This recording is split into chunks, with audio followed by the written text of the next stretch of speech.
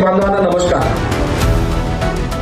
काल राज्याच्या कृषी खात्याकडून पीक विम्याच्या भरपाईचा आदेश त्या ठिकाणी जाहीर झाला आणि हा आदेश जाहीर झाल्याच्या नंतर सदरील यादीमध्ये यवतमाळ जिल्ह्याचा मदतीचा नामोल्लेख नाही आहे। शेजारच्या जिल्ह्याला मोठी मदत त्या ठिकाणी प्राप्त झालेली आहे आणि अतिवृष्टी ही खऱ्या अर्थानं यवतमाळ जिल्ह्यामध्ये सुद्धा मोठ्या प्रमाणात झाली आहे आणि त्यामुळे स्वाभाविक शेतकऱ्यामध्ये संतापाची लाट उसळणं स्वाभाविक आहे।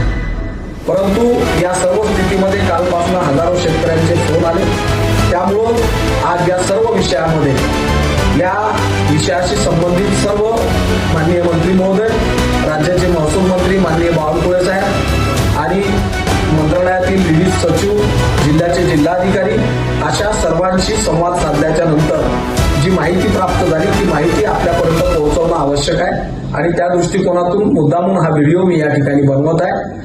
निश्चितपणानं आपल्या उमरखेड, महागाव, पुसद या तालुक्यासह संपूर्ण जिल्ह्यात सुद्धा अतिवृष्टी झाली।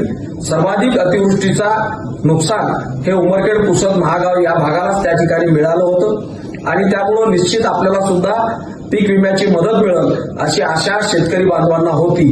परंतु हे सर्व प्रोसेस करत असताना ज्या काही तांत्रिक बाबी असतात त्या तांत्रिक बाबीमध्ये यवतमाळ जिल्ह्यातील एकूण 75 महसुली मंडळामध्ये अतिवृष्टी झाली आहे असा निष्कर्ष त्या ठिकाणी केंद्राच्या सरकारनं, पीक विमा कंपनीनं आणि राज्य सरकारनं अशा तिघांनी त्या ठिकाणी काढलेला आहे। परंतु 35 मंडळामध्ये अतिवृष्टी झाली किंवा अतिवृष्टीचं प्रमाण किती आहे यामध्ये सर्व वेगवेगळ्या एजन्सीमध्ये मतमतांतरे आहे आणि त्यामुळे यवतमाळ जिल्ह्याचं पीक विम्याची नुकसान भरपाई त्या ठिकाणी जाहीर करण्यात आली नाही आहे आणि निश्चितपणानं मी राज्याच्या महसूल मंत्र्याशी बोलल्यानंतर आणि त्यांनी जी काही याबाबतची माहिती दिल्यानंतर आणि जिल्ह्याचे जिल्हाधिकारी यांनी सुद्धा माहिती दिल्याच्या नंतर एक गोष्ट त्या ठिकाणी प्रकर्षानं आपल्याला सांगायची आहे की उमरखेड, महागाव, पुसद या तालुक्यात ज्या ठिकाणी मोठ्या प्रमाणात अतिवृष्टी झाली आहे या सर्व शेतकऱ्यांना मदत येणाऱ्या काळामध्ये त्या ठिकाणी प्राप्त होणार आहे।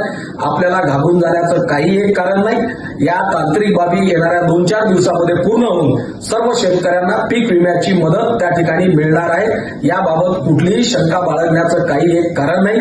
राज्याचे मुख्यमंत्री माननीय देवेंद्रजी फडणवीस हे शेतकऱ्याच्या पाठीशी खंबीरपणे उभे आहेत आणि त्यामुळं शेतकऱ्याची एक कवडी सुद्धा या ठिकाणी डुबणार नाही। शेतकऱ्यांना पीक विमा पूर्णता मिळेल असा विश्वास देतो। शेतकऱ्यांनी पुनश्च एकदा विनंती करतो की शेतकऱ्यांनी या सर्व विषयामध्ये घाबरून जाऊ नये, पॅनिक होऊ नये। आपली मदत निश्चितपणानं आपल्या खात्यामध्ये, थेट खात्यामध्ये सरकारकडून प्राप्त होणार आहे।